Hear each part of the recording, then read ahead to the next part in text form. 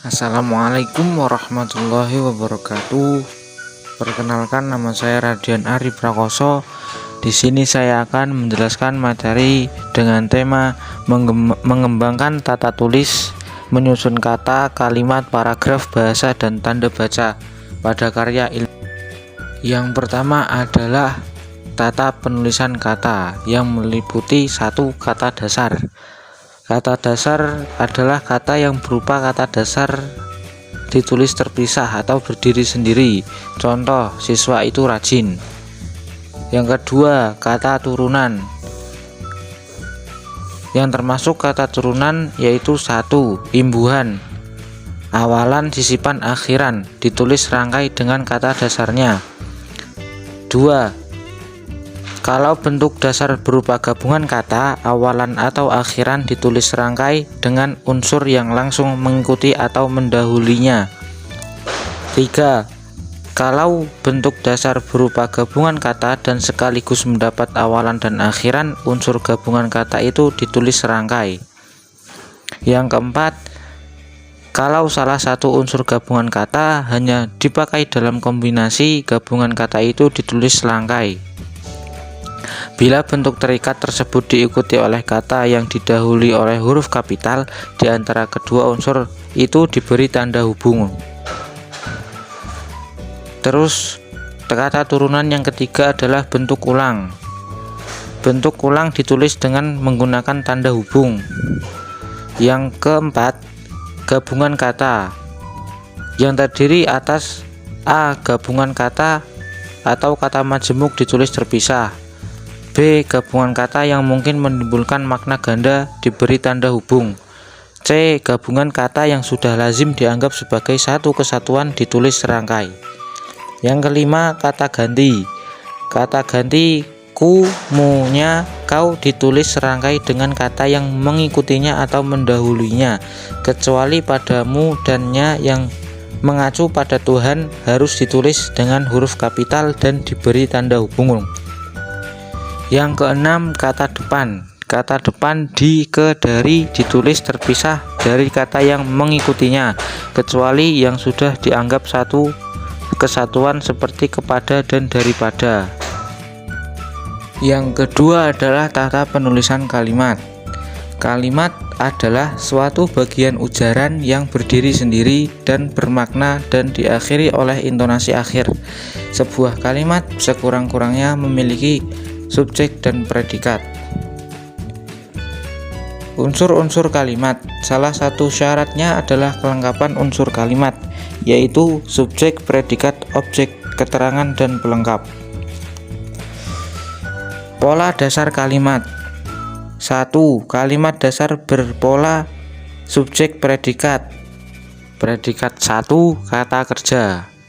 2. Kalimat dasar berpola subjek predikat. Predikat 2. Kata benda. 3. Kalimat dasar berpola subjek predikat. Predikat 3. Kata sifat. 4.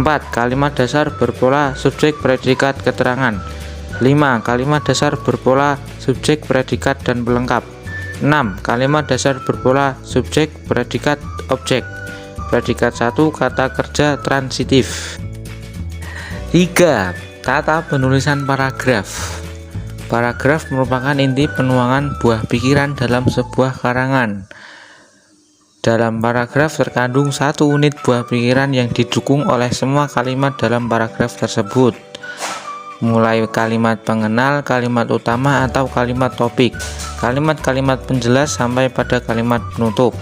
Dalam sebuah paragraf harus memenuhi tuntutan koherensi dalam isi dan kohesi dalam bentuk. Syarat kohesi yang dimaksud dengan koherensi ialah kesatuan isi atau kepaduan maksud. Koherensi paragraf ialah perpaduan isi paragraf. Ada dua syarat koheren, yaitu 1. Kokohnya kalimat penjelas dalam menjelaskan ide pokok. 2. Logisnya urutan peristiwa, waktu, ruang atau tempat, dan proses. B. Syarat kohesi adalah hubungan yang erat, perpaduan yang kokoh, dan kohesif berarti padu. C. 3 jenis paragraf. 1. Paragraf deduktif. Paragraf deduktif ialah paragraf yang diawali dengan gagasan utama atau kalimat topik yang bersifat umum. B. Paragraf induktif ialah paragraf yang menempatkan ide atau gagasan pada akhir paragraf. C. Pengembangan jenis paragraf ini didasari pola nalar deduktif-induktif. Karena itu paragraf ini ditandai dengan adanya dua gagasan yang terletak di awal dan di akhir paragraf. Yang keempat, tata penulisan bahasa. Berdasarkan pemakaiannya, bahasa memiliki bermacam-macam ragam sesuai dengan fungsi, kedudukan, serta lingkungannya. Ragam bahasa pada pokoknya terdiri atas ragam lisan dan ragam tulis. Ragam lisan terdiri atas ragam lisan baku dan ragam lisan tak baku. Ragam tulis terdiri atas ragam tulis baku dan ragam tulis tidak baku. Bahasa Indonesia baku dipakai dalam 1. Karang mengarang, 2. Pembicaraan pada situasi formal, 3. Pembicaraan di depan umum dan pembicaraan di depan orang yang dihormati. Bahasa Indonesia tidak baku dipakai dalam situasi santai. Kedua ragam bahasa tersebut dapat hidup berdampingan. 5. Tata penggunaan tanda baca. 1. Tanda baca titik dapat dipakai pada akhir kalimat, pada singkatan nama orang, pada akhir singkatan gelar, jabatan, dan sapaan.